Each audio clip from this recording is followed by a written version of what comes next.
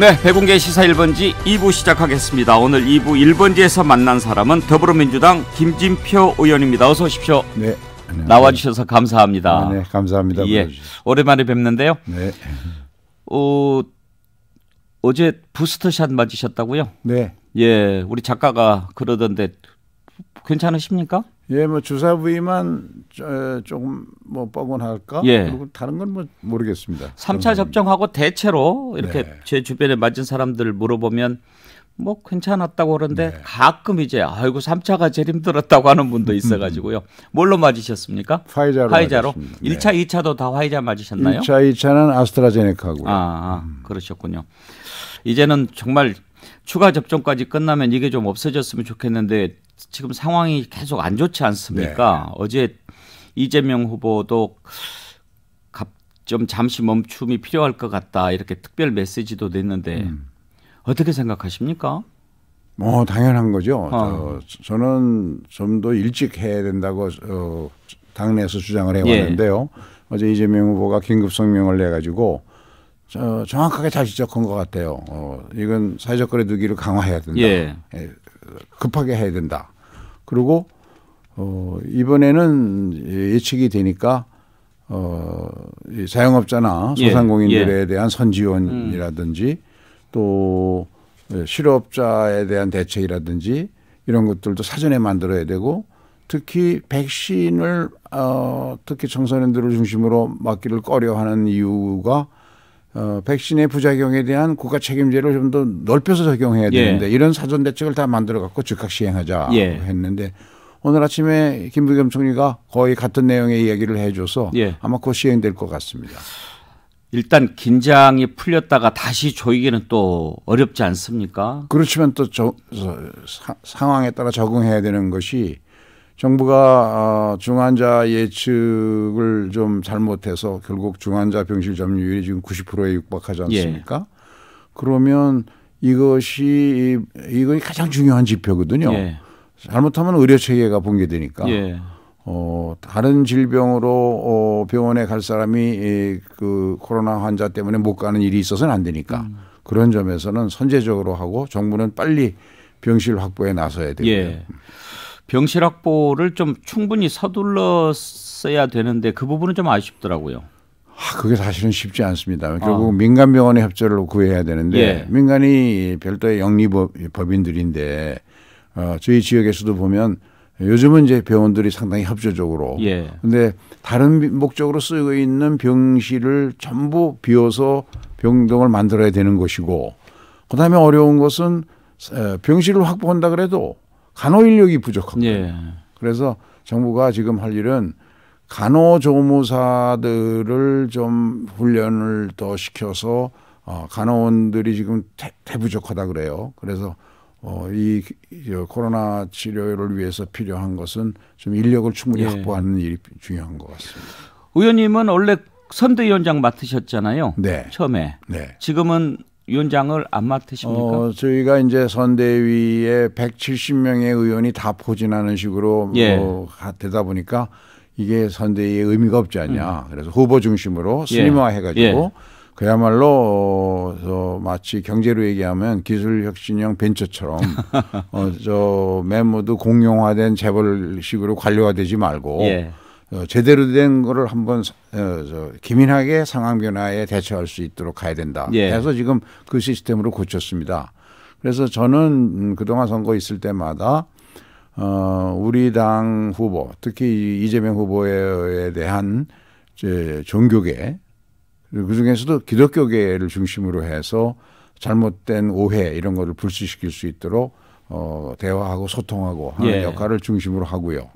그다음에 이제 제가 강원도에 옛날에 처음 관료 생활을 하면서 강원도에서 세무서장도 하고 그랬습니다. 그래서 그 인연으로 명예 강원도민이어서 강원도의 그 지역이 넓으니까 제가 이제 후원 단장을 맡아서 강원도 지역을 순방하면서 지원해주고 있습니다. 또 종교계 쪽으로는 이제 뭐 의원님께서 가장 지금 조창기도회도 네, 국회 조창기도회 회장을 지금 맡고 있습니다. 오랫동안 하고 계신 걸로 알고 있는데요. 글쎄요. 그러다 보니까 한 10년 넘은 것 같습니다. 나라가 잘 되도록 항상 기도 좀 잘 좀 해주십시오. 지금 이재명 후보가 요즘에 정말 혼자 뛴다라고 할 정도로 부지런히 뛰고 있는데 최근에 보면 두 가지 문제를 좀 불러일으키는 것 같습니다. 지나치게 뭐 좀 우클릭 행보를 하는 게 아니냐 발언도 좀 그렇고요. 뭐 박정희 전 대통령 심지어 전두환 전 대통령에 대해서도 뭐 공과가 있다 그런 얘기도 하고 박태준 회장 거기에서도 그런 얘기도 하고 도대체 저 뭐냐 그런 얘기가 하나 있고 또 하나는 이제 정책과 관련해서 막 이렇게 좀 너무 왔다 갔다 하는 거 아니냐라는 지적이 있는데 먼저 최근에 논란이 됐던 우클릭 행보 발언 그 부분은 어떻게 평가하십니까? 저는 이재명 후보의 그런 면을 가장 잘 지적하고 평가한 것은 유시민 작가 같아요. 예. 그 화전민의 아들로 태어나서 지금까지 정치권에서 대선 후보가 되기까지 정말로 서바이버다, 생존자다. 예, 생존자다. 그러면 그 생존자가 흠이 있더라도 그 흠은 결코 그렇게 결정적인 것은 아닐 거다는 얘기지요. 그와 함께 이재명 후보가 제가 여러 차례 경험했는데 이 학습 능력이 뛰어나고 그다음에 아주 실사구시적인 정책 성향을 가지고 있습니다. 그래서 그런 것들이 지금 나타나는 군데군데서 나타나고 있는데요. 전두환 발언의 경우는 그 맥락을 보면 제가 그 발언 내용을 다 확인해 봤더니 역대 대통령의 공과 사는 분명히 가려서 평가해야 된다. 3조 호황이 온 것을 잘 이용해서 경제를 안정시켰던 것은 공인데 반면에 국민이 위임한 권력이 총칼로 국민을 살해하고 한 이 5.18 같은 만행을 저지른 것은 도저히 역사적으로 용서할 수 없는 죄악이다. 그 점에서 분명히 전두환은 죄인이다. 예. 이 이야기를 했는데 언론에서 그 후반부는 다 들어본 얘기니까 안 들어본 앞부분을 가지고 하다 보니까 심지어는 우리 당의 일부 의원들까지도 그런 생각을 하다가 이제 발언을 보니까 그런 거 같고요. 그거는 이제 시간이 흐르면서 전문이 다 공개가 되면 충분히 이해가 되리라고 보고요. 그러면 예를 들면 이렇게 해석하면 됩니까? 예를 들어서 판사가 판결문을 쓰는데 이런 것도 있고 이런 것도 있고 이런 것도 있으나 이러이러함으로 사형 뭐 이런 식으로 했다 이런 말씀이신가요? 그렇습니다. 그리고 그건 이제 윤석열 후보의 말과는 전혀 비교가 되죠. 대비가 되죠. 윤석열 후보는 5.18만 제외하면 정치를 잘했다. 근데 전두환은 비록 경제는 3조 호황을 잘 이용한 공이 있지만 그러나 역사에 씻을 수 없는 죄를 졌다. 결론은 후반부에 가 있는 거죠. 그래서 다르다는 거고요. 그다음에 이제 소위 지난 주말에 그 양도세 다주택자 잠깐만요. 그쪽 정책으로 넘어가기 전에요. 지금 이제 그렇게 해명해 주시니까 말씀해 주시니까 그 부분은 그렇게 했다고 치지요. 전두환 부분은. 그렇지만 박정희 전 대통령 또 전두환 발언 논란이 됐던 것 그리고 박태준 이런 식의 일련의 우클릭 행보는 분명히 어떤 의도가 있어서 이렇게 하는 것 같아 보이지 않습니까? 물론이죠. 정치인이니까 대선을 지금 뭐 84일인가 남았나요? 앞두고 지금 우리 문재인 대통령이 지난 선거에서 대구 경북에서 21%인가 득표를 했습니다. 그런데 문재인 대통령도 부산 경남뿐 아닙니까? 이재명 후보는 이제 안동이니까 저도 한 30%를 얻을 수 있다면 좀 많이 도움이 되겠죠. 그런 점을 의식해서 기왕에 대구 경북에서 3박 4일 그 메타버스 일정을 하면서 대구 경북 사람들이 가지고 있는 모든 문제들에 관해서 질문을 받고 답을 하고 할 수밖에 없으니까 거기에 대해서 그런 점을 의식한 그런 발언이라고 봐야 되겠죠. 문제는 도움이 되겠느냐 하는 건데요. 지금 사실 호남 지역 분위기가 네. 이재명 후보에 대해서 그전에 민주당 후보들한테 보냈던 절대적인 지지를 과연 보내고 있느냐 하는 것은 좀 의문이거든요. 네. 뭐 우리 의원님 잘 아시겠지만 옛날 김대중 전 대통령 때 같은 경우 뭐 90% 이상 가지 않습니까? 그런데 지금 물론 이제 표 까보면 다르겠지만 지금 지지율 보면 60% 내외거든요.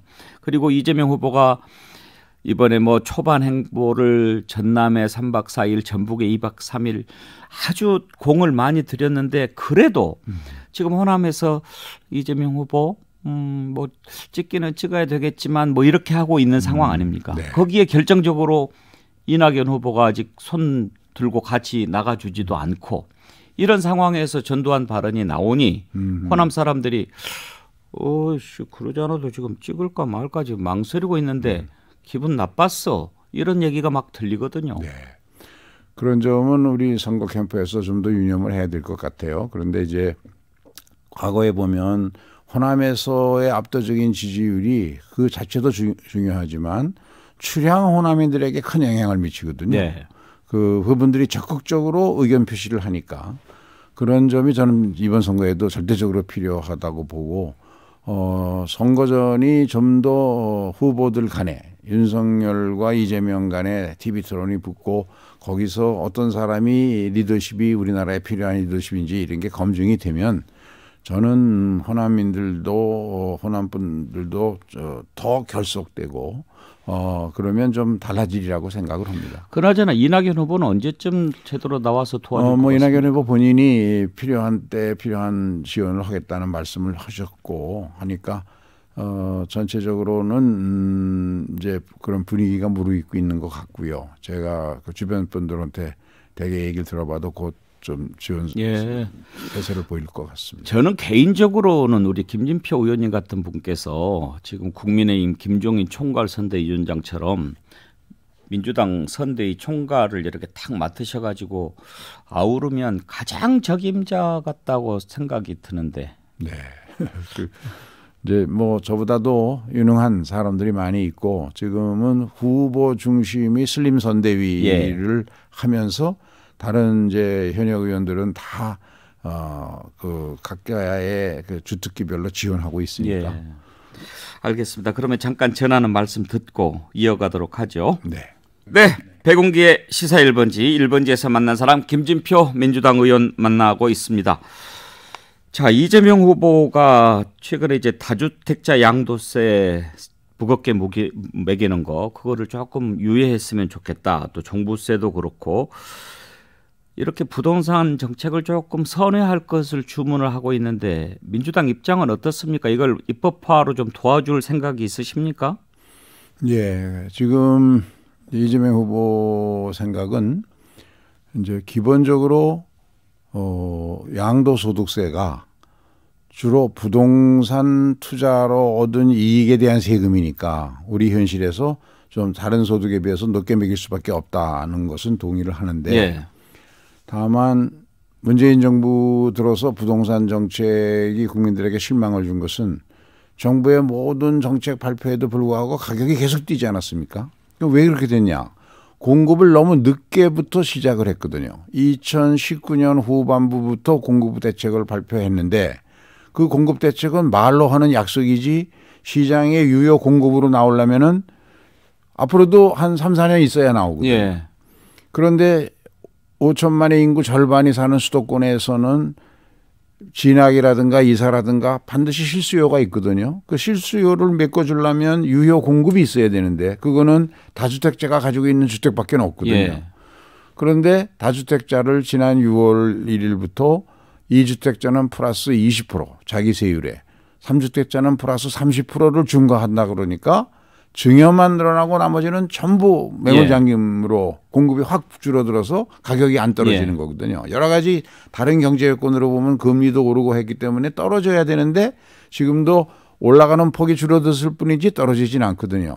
이런 점을 답답하게 여긴 이제 이재명 후보가 그 제도는 좋은데 이거를 좀 1년간 매물을 내놓도록 왜냐하면 어차피 금년 12월에 보유세가 중과되니까 종부세가 중과되지 않았습니까? 그러니까 이제는 매물들을 내놓을 유인이 생기니 6개월간은 100% 중과를 안 하고 6개월에서 9개월 사이에는 중과를 절반만 하고 9개월에서 12개월 사이에는 75%를 중과하고 12월이 지나면 그래도 안 내놓으면 그 사람은 이제 중과한다. 이렇게 하면 매물이 나와서 가격도 안정이 되고 전체적으로 부동산 중과의 실효도 거둘 수 있지 않냐라는 저는 그런 점에서 실사구시적인 정책이라고 생각을 합니다. 그다음에 이제 보유세 문제는 우리가 하도 부동산 투기가 극심하니까 문재인 정부나 우리 당에서 투기로 이익 보는 사람은 세금으로 아주 철퇴를 내리겠다. 뭐 이런 생각으로 특히 부동산 가격 공시제 가격을 계속 빠르게 높여와서 무려 90% 이상 95%까지 올리는 계획하에 추진해 왔거든요.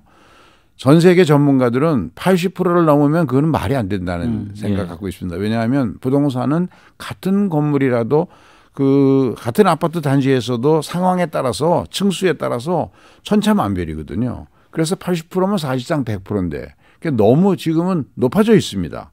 그래서 공시지가에 이거를 좀 늦출 필요가 있다는 전문가들의 반성이 지금 있습니다. 그 두 가지 얘기를 한 거죠. 사실 그 부분은 경제부총리도 하셨고 당 내에서는 의원님이 최고 전문가 아니십니까? 그런 부분을 좀 잘 코치를 해 주셔가지고 이건 이렇게 접근하는 게 옳다. 이렇게 해서 딱 나와야 모양이 좋지. 지금 이렇게 나오니까 당 내에서도 진성준 의원 같은 경우에는 나는 개인적으로는 반댈세 그런 얘기하고 청와대에서도 그건 우리 문재인 대통령 생각이 아닙니다. 이렇게 하니까 당청 간에 그리고 후보하고 대통령 간에 갈등이 있는 건가? 이런 얘기가 나오지 않습니까? 저는 그렇게 생각 안 하고요. 왜냐하면 지금은 이재명 후보 입장에서 보면 정권 교체율이 왜 높습니까? 문재인 정부가 부동산 정책을 잘못했다는 것이 가장 큰 이유고 거기에는 우리 당도 책임이 있거든요. 따라서 잘못된 정책을 고치는 일은 우리 당도 못하고 청와대도 못합니다. 이건 이재명 후보만이 할 수 있습니다. 그래서 대선에서 국민의 신뢰를 얻으려면 이재명은 다르구나. 이재명은 말로가 아니라 실제로 실천할 능력이 있구나라는 걸 보여줘야 되거든요. 저는 그런 시각으로 이거는 잘했다고 생각합니다. 민주당으로서는 사실 좀 뼈아픈 기억이 하나 있지요. 정동영 후보가 이명박 후보하고 붙었던 대선에서 그때 이제 노무현 대통령이 종부세를 세게 밀어붙이지 않았습니까? 종부세 폭탄 얘기가 막 나오고. 아니 선거 앞두고 세금 많이 올리는데 누가 좋아합니까? 그래서 그때 막 탈당하라고 그랬으니까 노무현 대통령이 정동영 당선되는 거 싫어가지고 저러는 거 아닌가 이런 말까지 나왔잖아요. 아무튼 이게 갈등 모습을 보이지 않고 풀어갈 수 있도록 하는 게 중요하겠죠. 오늘요 제가 의원님 오시면 꼭 하나 부탁을 드리고 싶은 게 있었습니다. 대선 앞두고 이런저런 얘기 많이 들어봐야 되는데 제가 의원님 뵐 때 아주 감명 깊게 들었던 얘기가 WHO에서 세계보건기구에서 건강 비결 일시백천만 얘기 있으시잖아요. 그걸 가는 곳마다 이렇게 얘기해 주시는데 의원님은 지역구가 이제 수원이니까 수원 사람들은 경기도 사람들은 많이 들었겠지만 우리 KBC 광주 방송을 듣는 이 광주 전남 전북의 어르신들 많잖아요. 이분들한테도 의원님 나오시면 꼭 한번 들려드리고 싶었어요. 그 건강 장수 비결이잖아요. 소개 좀 해주십시오.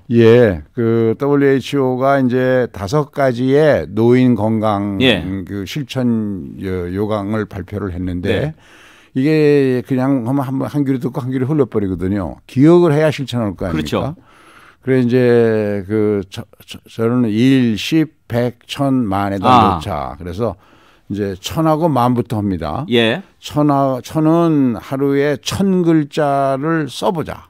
1000글자를 쓰자. 그래서 이제 제가 동네 경로당 가면 어르신들 보고 할머니는 멋지게 생긴 할아버지한테 편지 쓰고 싶으면 보내지 않아도 되니까 요새는 편지 안 써도 문자로 주면 되니까 1000글자를 써보시라. 그다음에 제가 잘못 얘기했습니다. 100하고 1000, 100글자를 써보자. 최소한도. 1부터 하실 걸 그랬습니다. 아닙니다. 100글자를 쓰고 써보자. 1000글자는 읽고. 그래 1000글자 읽는 거는 동화책을 읽어도 좋지만 성경을 읽어도 좋고 네. 그렇게 하면 된다. 불경을 읽어도 좋고. 예, 불경을 읽어도 좋고. 그런데 이제 만은 만보를 걷는 거고. 만보 걷고. 그럼 100,000,000원 되지 않았습니까? 예. 그럼 1,10이네요. 네, 일은 뭐냐면 하루에 한 번씩 쾌변을 보는 것인데. 중요하죠. 중요합니다. 그래서 제가 이제 10을 맨 마지막에 하는 이유가 10은 같이 모인 사람들 간에 같이 해보도록. 그러니까 이게 뭐냐면 아주 그냥 배가 아플 정도로 그 박장대소를 손바닥을 치면서 박장대소를 해야 10번은 웃어라. 예. 그런데 그걸 하루에 10번을 해야 되는데 제가 이제 어르신들에게 재미있게 하느라고 집에서 혼자 박장대소를 10번 하면 금방 며느리가 정신병원에 연락해서 앰뷸런스 오니까 그거는 절대 거기서는 하지 마시고 경로당에 나와서 밥 먹을 때마다 만날 때마다 하루에 10번씩만 웃으면 이게 이제 WHO가 그 얘기를 권한 것은 웃음이 만병통치약이다 이거죠. 네. 또 크게 웃으면 노인들은 이제 장운동 내장 운동이 안 돼가지고 소화도 안 되고 식욕도 떨어지고 하는데 내장 운동을 할 수 있다는 것이죠. 그래서 이 5가지가 다 연결되어 있습니다. 그러네요. 백과 천은 치매 방지 운동이고 만보는 하루에 한 번 쾌변을 보는 거가 연결되어 있고 그다음에 웃는 것은 모든 건강, 정신의 건강에 좋고 그래서 그 얘기를 하면은 제가 이제 경로당을 자주 다녀도 90이 넘은 어르신들은 기억을 잘 못 하세요. 그럼 제가 이제 인사를 하면 누구요? 그러면 제가 일시백천만입니다. 그럼 일로 아닙니까? 그래요. 하루에 10번씩 웃는 거. 오늘 이 방송을 들으신 분들 꼭 기억하셔가지고 일시백천만 제가 복습을 해보죠. 하루 한 번씩 쾌변을 보고 10번은 박장대소를 하시고 그리고 100글자는 쓰고 1000글자 이상은 읽고 하루에 만보씩 걸어라. 아이고 오늘 귀한 건강 비결 팁을 주셔서 고맙습니다. 네, 감사합니다. 그런데요. 웃을 일이 많아야죠. 웃으면 복이 온다 그러면 어르신들이 웃을 일이 뭐 있겠냐 그래요. 그런데 진짜로 웃으면 복이 옵니다. 막 웃고 살라 그러면 사람의 마음 먹기 나름이라 그러잖아요. 그러면 복이 옵니다. 코로나에 또 뭐 요즘에 네거티브에 이런 것들이 없어져야죠. 웃을 일이 많을 텐데요. 그냥 먼저 웃으면 그런 것도 다 이제 해결이 됩니다. 앞으로 선대위에서 주로 또 어떤 쪽에 더 일을 많이 하실 생각이신가요? 전반적인 경제정책은 제가 늘 국가경제자문회의 당의 의장이어서 전체적인 경제정책을 만드는 일은 제가 이제 총괄해서 좀 자문을 해주고 도와주고 있고요.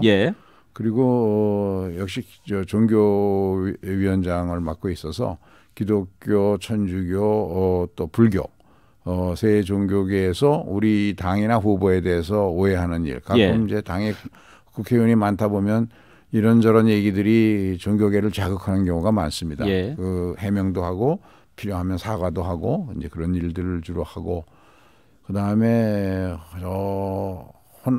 전라도 해안가나 경상도 해안가 또 경기도 북부 오지 이런 쪽은 강원도 사실은 선거 때 아니면 정치인들 얼굴을 못 봅니다. 그래서 제가 가능하면 주말에는 좀 오지로 내려가서 우리 지역 의원 또 국회의원들과 같이 좀 도와드리고 있습니다.